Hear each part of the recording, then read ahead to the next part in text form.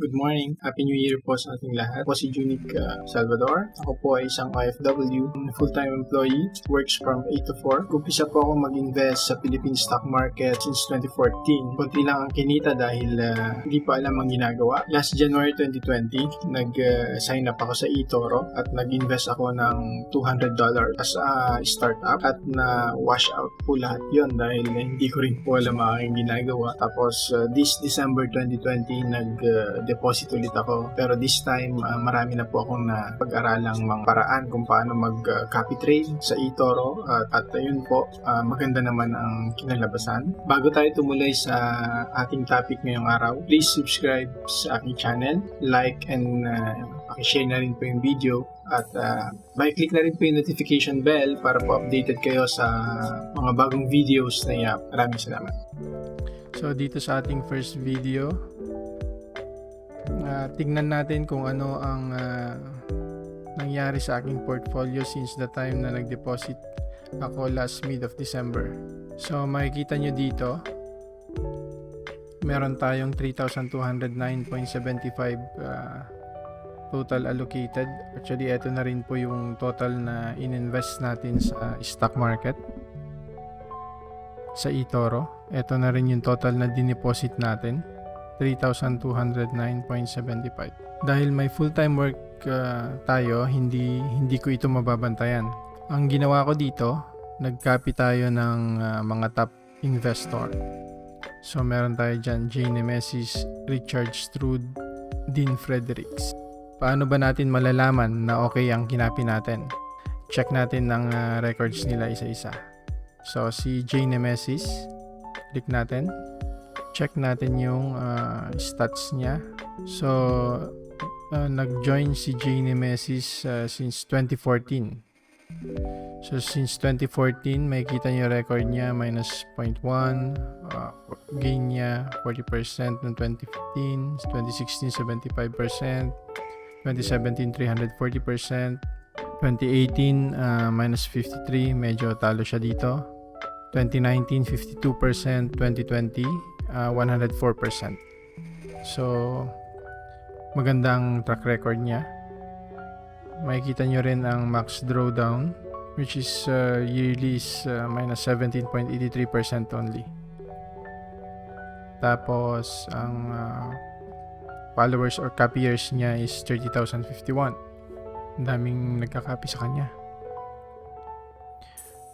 Makikita rin natin dito na active siya since 2014. 2 weeks average holding time, tapos trades per week is 53.67. Active na active.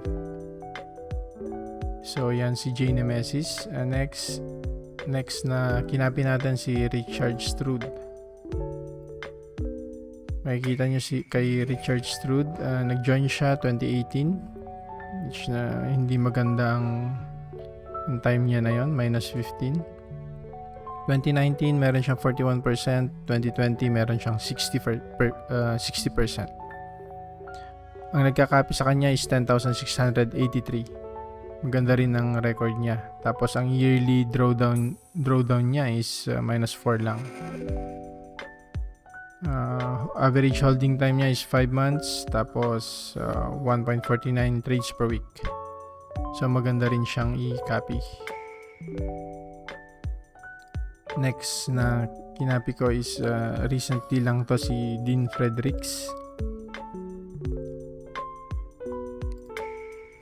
Actually si Dean Fredericks, nakita ko yung YouTube niya, tapos nakita ko yung portfolio niya. Ang laki ng gain niya sa Tesla. So dito sa stat niya, nag-join siya 2019, 30% agad ang gain niya. Tapos 2020 at yan 241%. Laki ng gain niya. Tapos ang copiers niya 452. 7 months average holding time, 16.7 trades per week. So pero malaki ang yearly niya. Ang max drawdown niya is negative 45%.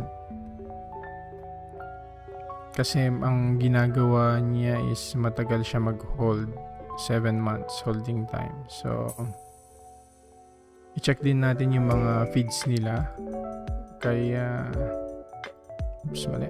kay Jay Nemesis. Check natin yung feed niya. Dito, show more. Nakalagay dyan. So, check nyo na lang.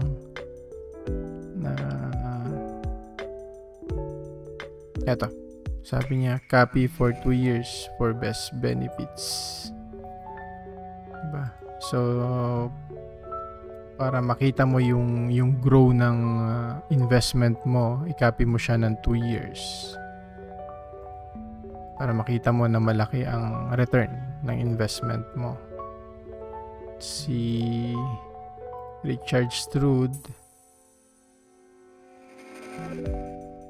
hindi sinabi. Pero I think 6 months. Pag nag-hold ka ng 6 months, makikita mo na may return of investment. Kay Dean Fredericks, nakalagay dito,